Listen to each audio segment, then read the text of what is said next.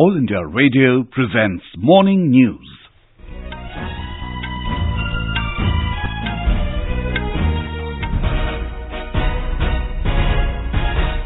Good morning, I'm Sanjay Mattu. The headlines. Army Chief General Bipin Rawat appointed first Chief of Defence Staff. Assam government is safeguarding community land and homes of indigenous people, says Chief Minister Sarbanand Sonowal. PAN-Aadhaar linking deadline extended till March 2020.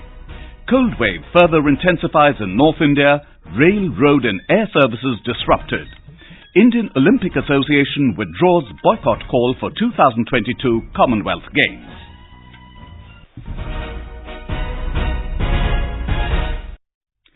Army Chief General Bipin Rawat has been named the country's first Chief of Defence Staff, or CDS. He is retiring as Army Chief today. The Defence Ministry had recently amended the Army, Air Force and Navy rules by bringing in a new clause that allows the Chief of Defence Staff to serve up to a maximum age of 65 years. More from our correspondent. Recently, in a landmark decision, the Union Cabinet had given its approval to create the post of the Chief of Defence Staff, CDS, in the rank of a 4-star general with salary and perquisites equivalent to a service chief. He will also head the Department of Military Affairs to be created within the Ministry of Defence and function as its secretary. The CDS, apart from being the head of the Department of Military Affairs, will also be the permanent chairman of the Chiefs of Staff Committee. He will act as the principal military advisor to Defence Minister on all tri-services matters. The three chiefs will continue to advise Defence Minister on matters exclusively concerning their respective services. CDS will not exercise any military command, including over the three service chiefs, so as to be able to provide impartial advice to the political leadership. With Saubhagya, this is Tanvi Khurana, AIR News. U.S. Ambassador to India Kenneth Juster has congratulated General Bipin Rawat on being appointed the first Chief of Defence Staff. In a tweet, Mr. Juster said he is looking forward to intensifying defence cooperation between the two countries. Vice Chief of the Army Staff, Lieutenant General Manoj Mukund Narawne, will take over as the new Army Chief today. He'll succeed General Bipin Rawat, who retires today after a 3-year stint as Army Chief.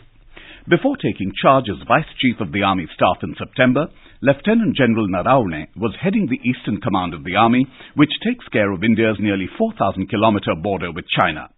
In his 37 years of service, Lieutenant General Narawne has served in numerous command and staff appointments in peace, field and highly active counterinsurgency environments in Jammu and Kashmir and the Northeast. He has also commanded a Rashtriya Rifles battalion in Jammu and Kashmir and an infantry brigade on the Eastern Front. Lieutenant General Narawne was also part of the Indian peacekeeping force in Sri Lanka and had served as India's defence attaché at the Indian Embassy in Myanmar for 3 years. Assam Chief Minister Sarbanand Sonowal has assured that the land, which originally belongs to the T tribe community, will remain with them. Attending a program in Jorhat district, he said that the Assam government is committed to protecting the rights of the indigenous people. Mr. Sonowal said that his government has adopted a land policy, particularly to protect the land rights of the indigenous people of the state. He also allayed the fear generated by some vested interest groups that the land survey being done by the state government would lead to the selling of land to outsiders. Union Minister Anurag Thakur has stressed the need to educate the people about the importance of the Citizenship Amendment Act, or CAA, for the betterment of the future generations. He took part in a rally held in Karimnagar in Telangana yesterday evening in support of the CAA. The Telangana BJP has taken up a 12-day-long mass contact campaign to educate people about the importance of the legislation. Karimnagar MP Bandi Sanja alleged that opposition parties like the AIMIM are holding an anti-CAA campaign to spread misinformation to protect their political interests. Similarly, another rally was held in Pedapalli town where party senior leaders, including former MP G. Vivekanand, participated. BJP National General Secretary Ram Madhav has accused the Congress and other opposition parties of converting the inclusive and innocuous exercise of CAA into a big controversy. Addressing BJP legislators in Bengaluru, he emphasized that it was a historical necessity on the part of India to provide citizenship to those persecuted in the three Islamic republics of Pakistan, Bangladesh and Afghanistan. Mr. Ram Madhav said giving them citizenship is a humanitarian act.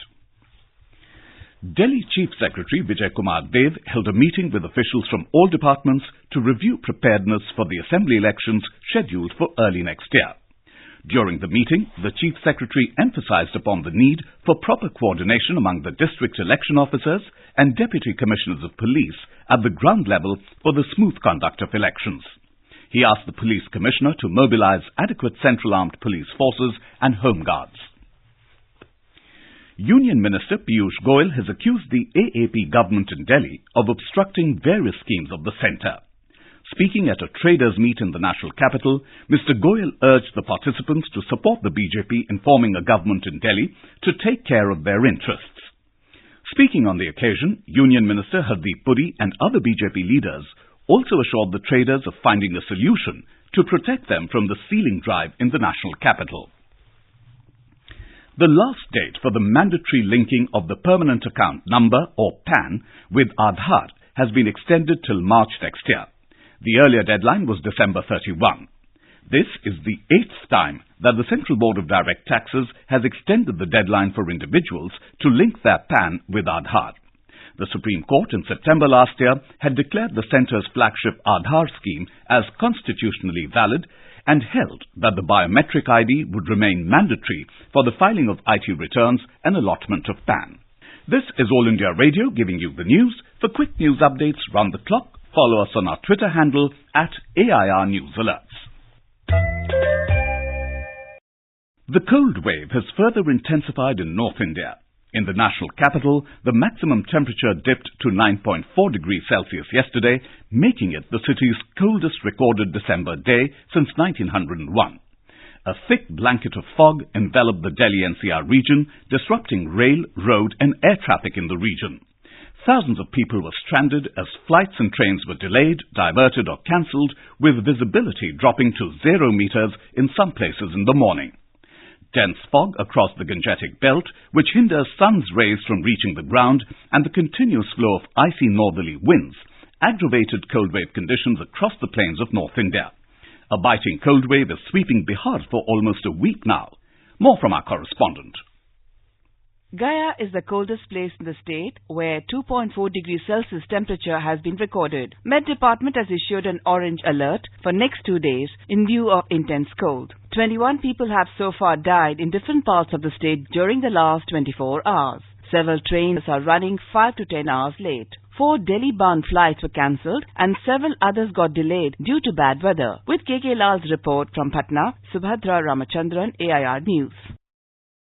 In Jammu and Kashmir, Srinagar recorded a minimum of minus 6.5 degrees Celsius, freezing the Dal Lake. Jammu recorded its coldest night in a decade with 2.4 degrees Celsius. Churk in Sonbhadra district was the coldest place in Uttar Pradesh at 0.8 degrees Celsius. In Rajasthan, Sikar recorded a minimum temperature of minus 0.5 degrees Celsius.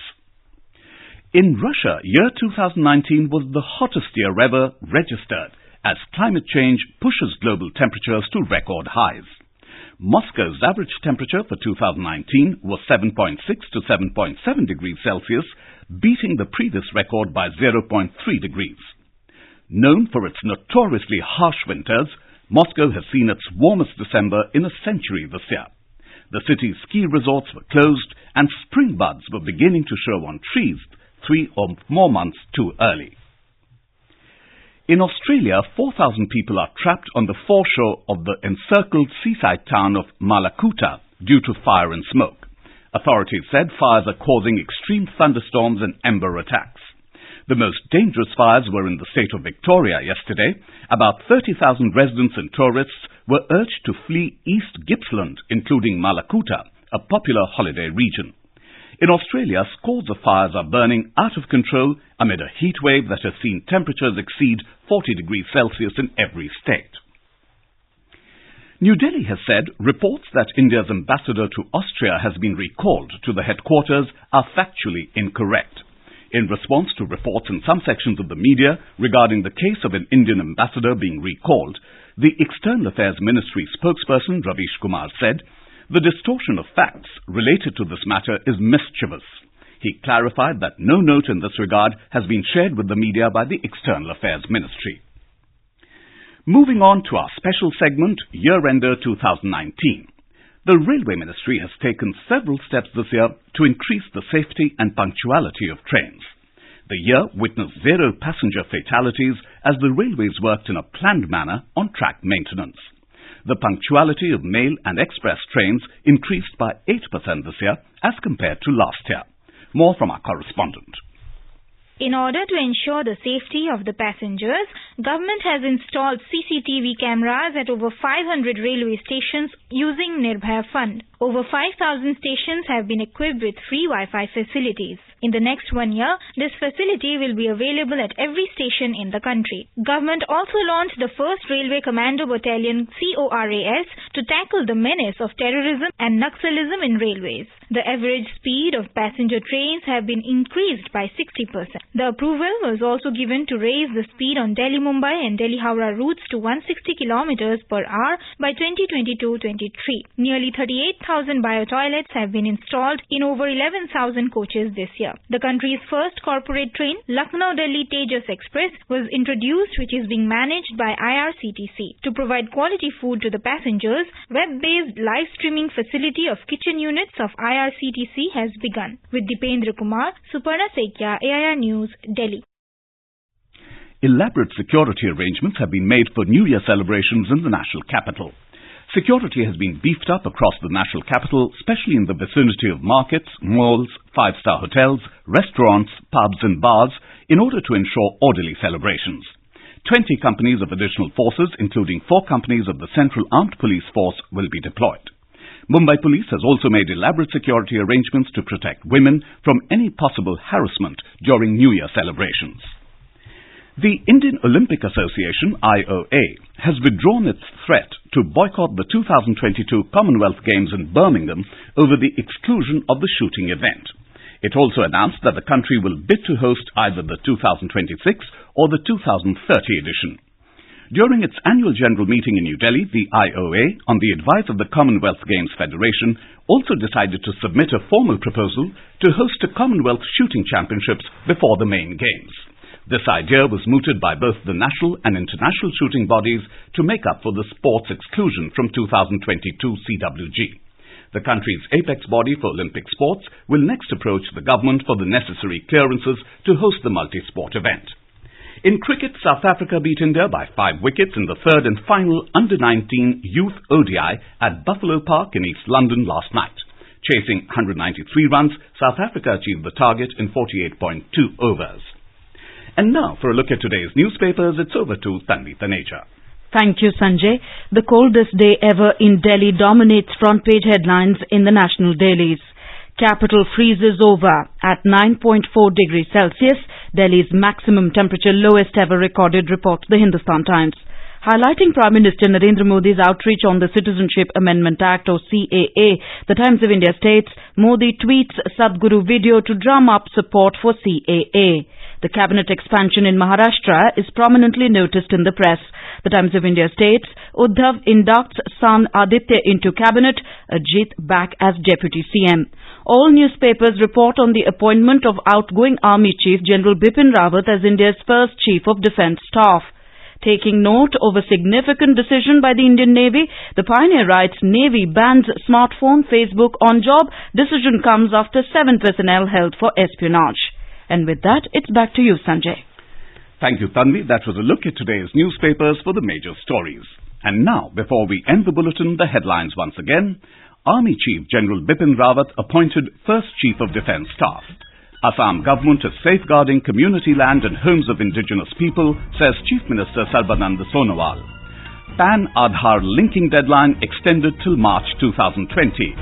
Cold wave further intensifies in North India, rail, road and air services disrupted. Indian Olympic Association withdraws boycott call for 2022 Commonwealth Games. And for details of these stories and more, log on to our website, newsonair.com and News on AIR app. And with that, we end the morning news. Have a nice day.